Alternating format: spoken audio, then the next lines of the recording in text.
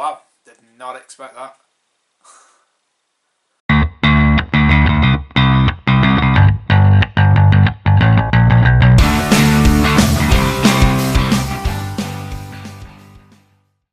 For the purpose of this review, I'm going to call it the end of the effing world, because that's kind of how it reads. I mean, we all know that's not what it actually means, but just so it's kind of like a family-friendly review, that's what I'm going to call it, because obviously I'm going to be using the television name quite a bit in this review.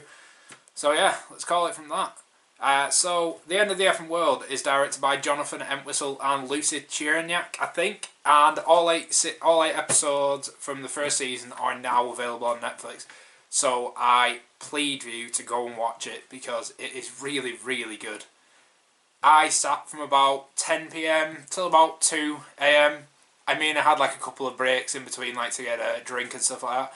But generally, I just sat through it all in one go, and I was not disappointed. It was so good. So, so good.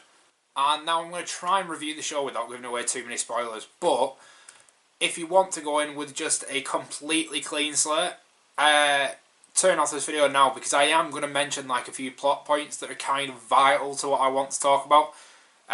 So yeah, go and watch it. Won't take you that long. Come back to the review, leave comments, and I'll try and answer as many as I can if you have any points. If you disagree with me in any way, whack them on the comments section and we'll just get a bit of a discussion going. Like, that'd be quite cool. At the start of the show, we're introduced to two teenagers. One being James, played by Alex Lowther. He's essentially convinced himself that he's a psychopath because he doesn't feel what he assumes normal people feel. He's able to do some pretty horrible things, like kill a number of animals and have no kind of emotional connection to it at all. And now he believes his next step into essentially becoming a psychopath is to kill a human. And then we are introduced to Alyssa. She's a teenage girl played by Jessica Borden, and essentially her character is a rebellious teen.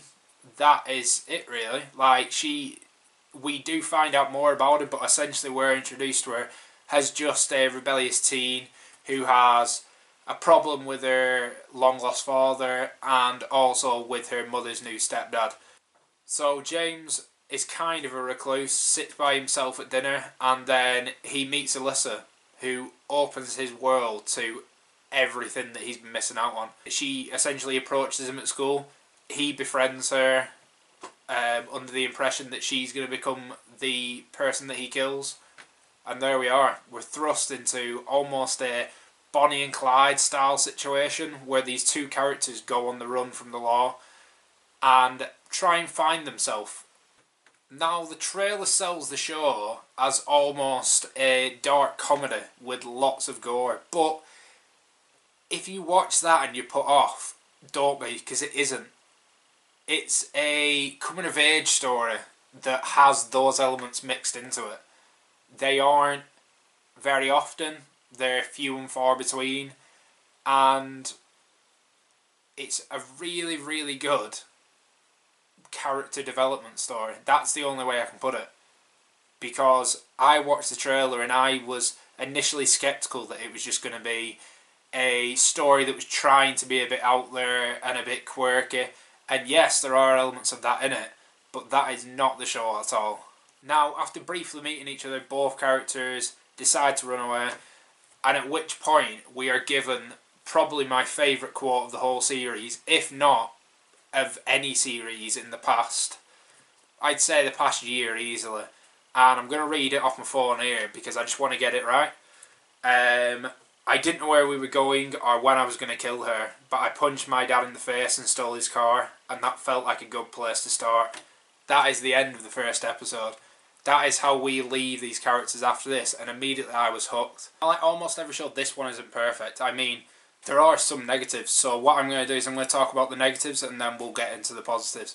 So the first negative being that there is quite a few cliche characters. I mean, for one, Alyssa's dad. He's a drunk drug dealer who doesn't care about anybody but himself.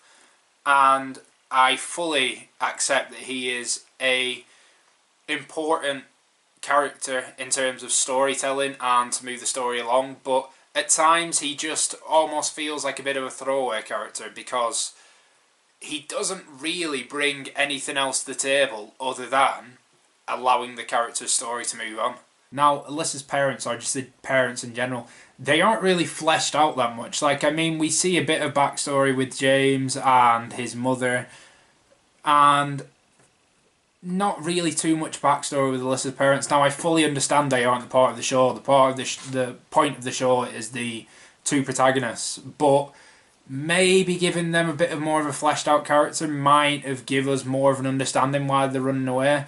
Because at times, and this is a big negative, it does play out like they're moody teenagers, which I hated.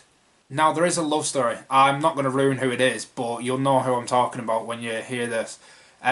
It's essentially just thrown in there as an extra bit of story.